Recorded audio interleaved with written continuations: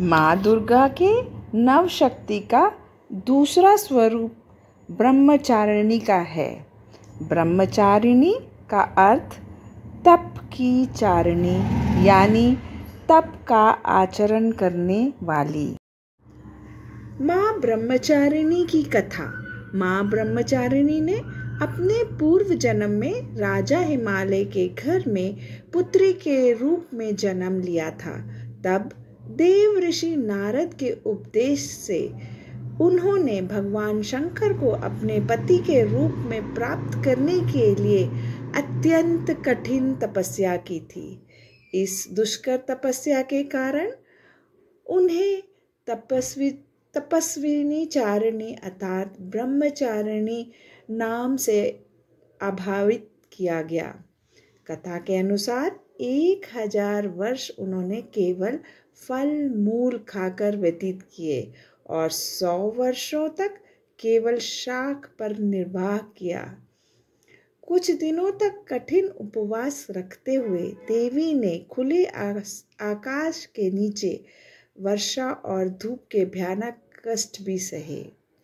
कई हजार वर्षों की इस कठिन तपस्या के कारण ब्रह्मचारिणी देवी का शरीर एकदम क्षीण हो गया।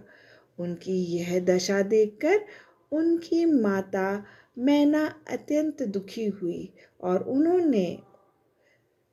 उन्हें इस कठिन तपस्या से विरक्त करने के लिए आवाज दी, उमा। तब से देवी ब्रह्मचारिणी का एक नाम उमा भी पड़ गया। उनकी इस तपस्या से तीनों लोकों में हाहाकार मच गया।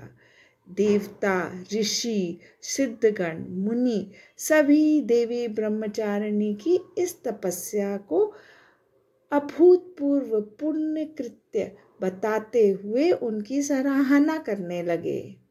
अंत में पितामह ब्रह्मा जी ने आकाशवाणी के द्वारा उन्हें संबोधित करते हुए प्रसन्न स्वर में कहा, देवी, आज तक किसी ने ऐसी कठोर तपस्या नहीं की है जैसे तुमने की है।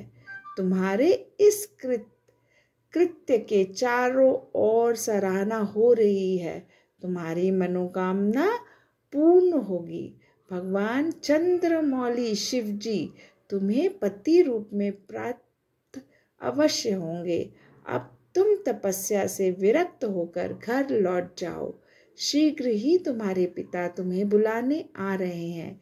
इसके बाद माता घर लौट आए और कुछ दिनों बाद ब्रह्मा के लेख के अनुसार उनका विवाह महादेव शिव के साथ हो गया। और इस तरह अब माँ ब्रह्मचारिणी की कथा समाप्त होती है। सब मिलकर मेरे साथ बोलो, जय माता दी।